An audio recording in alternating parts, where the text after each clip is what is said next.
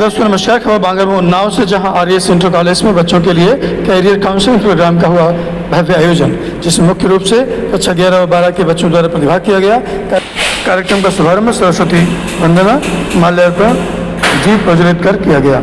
इस अवसर पर काउंसलिंग के रूप में उपस्थित डिप्टी एसपी श्री अरविंद चौरसिया द्वारा बच्चों को ये प्रमुख जानकारी प्रदान की गई कि कक्षा 12 के बाद वो किन किन क्षेत्रों में अपना भविष्य बना सकते हैं।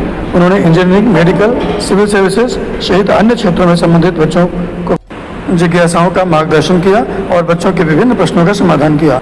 इस अवसर पर प्रबंधक रिजवान अहमद द्वारा बताया गया कि हम अपने छात्रों को उनके चुने हुए कैरियर पथों को तलाशने एवं उनमें उत्कृष्टता प्राप्त करने के विविध अवसर प्रदान करने के लिए प्रतिबद्ध हैं। उन्होंने कहा, इस तरह के कार्यक्रम अमूल्य अंतर्दृष्टि और संवाद प्रदान करता है, जो बच्चों को कैरियर के अपने विकल्पों को और अन्य अधिक प्रभावी ढंग से चयन करने में सहायता करते हैं। इस अवसर पर आख्या, रेजा, अवनी गुप्ता, आयुष पटेल, हंसिका, माही पटेल, अस्मित कटियार, आर्यन सिंह, राजीव पटेल, सैफ खान, अक्षरा गुप्ता, वेदिका गुप्ता, वर्षा यादव, अनुषा कुशवाहा आदि छात्र छात्राओं ने अपने कैरियर से संबंधित प्रश्न किए। इस अवसर पर विद्यालय के कोऑर्डिनेटर आमिर अहमद, प्रिंसिपल संतोष कुमार, अंजू वाजपेयी सहित समस्त स्टाफ उपस्थित रहा। बांगरमऊ उन्नाव से वरिष्ठ संवाददाता मोहम्मद इरफान खान की report, Anglo Indian news, digital partner with Naveen Samachar Dainik.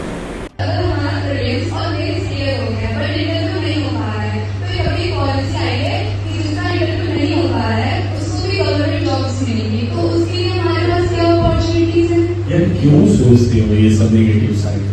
Why? क्योंकि सर लोग ऐसा कहते हैं ना। मत सोचो। Why you can't do this? मैंने कहा है जैसा ब्रेन बनाओगे वैसा बनेगा।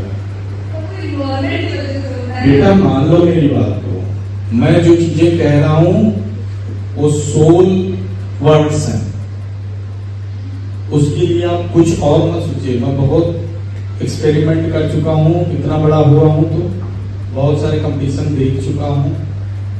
उन सबका निचोड़ बता रहा हूँ कि जैसा तुम ब्रेन अपने को डेवलप कराओगे वैसा ही सब कुछ तुम्हारी personality develop. No luck, no environment, no गरीबी अमीरी, नो रिजर्वेशन, नथिंग। केवल आपके पास आप अपने ब्रेन को किस लेवल तक के लिए चुनौती देते हो, जैसा डेवलप करोगे वैसा बनेगा। और रही बात पॉलिसी और इन चीजों की, अभी क्यों सोच रही है? हो सकता है वो नसीब में कभी आए ही नहीं।